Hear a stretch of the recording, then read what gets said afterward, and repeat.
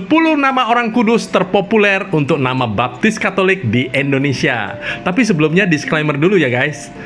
Urutan ini adalah menurut berbagai sumber yang saya ambil. Bisa jadi sama, bisa juga berbeda dengan sumber yang lainnya ya. Oke, nah di urutan ke-10 adalah Santo Petrus. Nah, Santo Petrus ini banyak dipilih menjadi nama baptis karena dia adalah salah satu daripada 12 rasul murid Yesus. Awalnya Santo Petrus ini adalah seorang nelayan, tetapi dia dipanggil langsung oleh Yesus untuk menjadi salah satu dari 12 rasulnya. Nah, Santo Petrus ini terkenal banget punya pribadi yang sangat bersemangat dan suka action ya. Oke. Nah, juga sangat penting banget di mana Santo Petrus adalah orang pertama yang mengakui Yesus sebagai Mesias. Dan kemudian Yesus mengatakan bahwa kunci kerajaan surga ada di tangannya. Nah, sejarah hidupnya juga benar-benar seru, di mana dia adalah juga merupakan pemimpin awal gereja, sehingga banyak orang memilih nama Santo Petrus buat namanya atau nama anaknya sebagai harapan agar mempunyai iman yang kuat dan semangat melayani yang luar biasa. Oke, yang ke-9 adalah Santo Ignatius dari Loyola. Nah, Santo Ignatius Loyola ini adalah pendiri Ordo Yesuit. Nah, dia terkenal karena spiritualitas Ignatiannya yang menekankan pelayanan, doa, dan kepatuhan kepada gereja.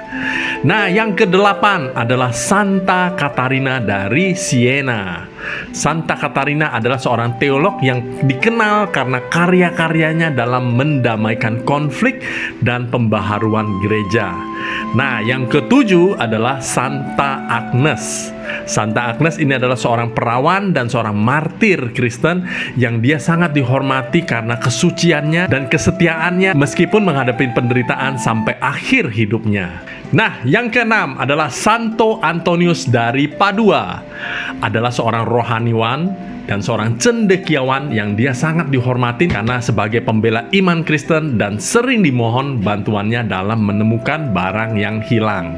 Nah, yang ke-5 adalah Santa Teresia dari Lisieux. Jadi dia adalah seorang biarawati Karmelit yang hidupnya benar-benar sederhana. Santa Teresia lahir di Prancis tahun 1873 dan cara dia menjalani hidupnya sehari-hari itu penuh dengan cinta kasih yang bikin dia istimewa sekali. Nah, dia juga sering banget melakukan hal-hal kecil dengan cinta yang sangat besar.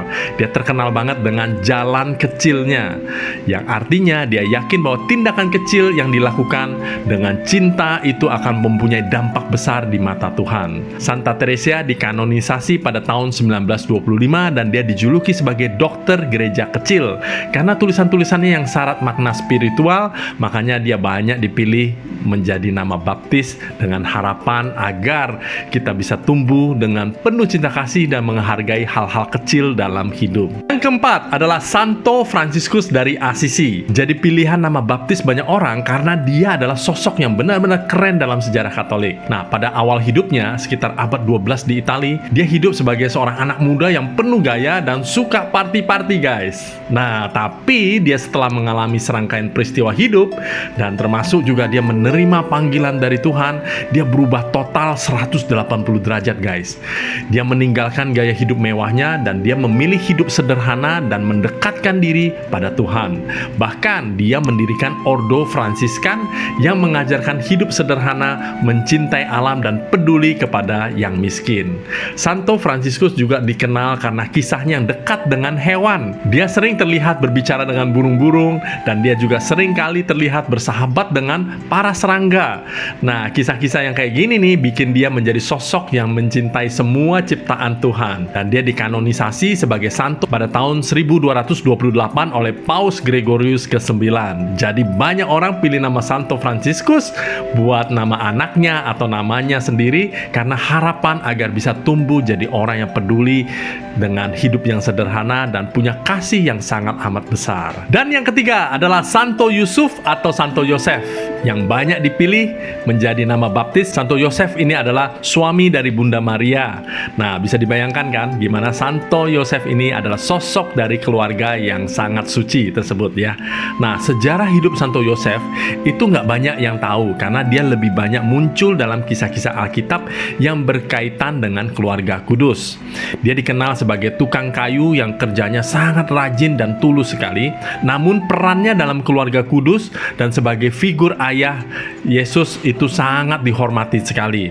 Dia dipercaya sebagai pelindung keluarga dan pekerja keras, dan banyak orang yang pilih nama Santo Yosef dengan harapan agar dia tumbuh menjadi seorang yang bertanggung jawab, setia seperti Santo Yosef dulu. Urutan kedua ditempati oleh Santo Yohanes Pembaptis.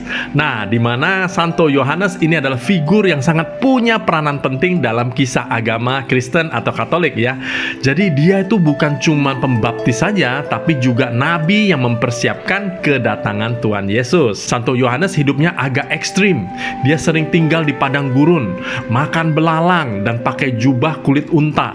Nah, tapi pesan dan khotbahnya itu sangat luar biasa banget loh. Dia sering bilang tentang pertobatan dan mempersiapkan jalan buat kedatangan Mesias. Pernah suatu hari dia membaptis Tuhan Yesus di Sungai Yordan. Sejarah hidup Santo Yohanes Pembaptis ini juga sering menjadi inspirasi buat banyak orang Katolik.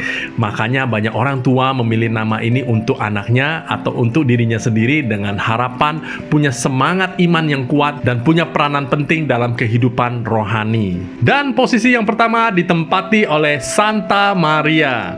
Nah, nama Santa Maria ini adalah yang dihormati sekali karena sebagai Bunda Yesus. Dan pemilihan ini adalah suatu bentuk pengakuan akan peran suci dan terpilihnya Maria oleh Tuhan. Nah, orang tua yang memilih nama ini seringkali menginginkan anaknya tumbuh dalam suasana spiritual dan terinspirasi oleh karakter yang kudus dari Santa Maria. Dan Santa Maria ini juga dikenal sebagai sosok yang penuh kasih dan setia banget sama Tuhan. Nah, kisah hidupnya ini menjadi inspirasi buat banyak orang karena kesetiaannya dan bagaimana ia terlibat dalam perjalanan sejarah keselamatan. Nggak cuma itu, ada juga berbagai keajaiban dan mukjizat yang dikaitkan dengan doa kepada Santa Maria. Makanya banyak orang yang pilih nama Santa Maria buat nama baptisnya agar bisa tumbuh dalam lindungan dan kasih sayang seperti Bunda Maria. Oke, pertanyaan buat Anda guys. Apakah di antara 10 nama baptis ini ada nama baptis Anda? Silahkan di komen ya.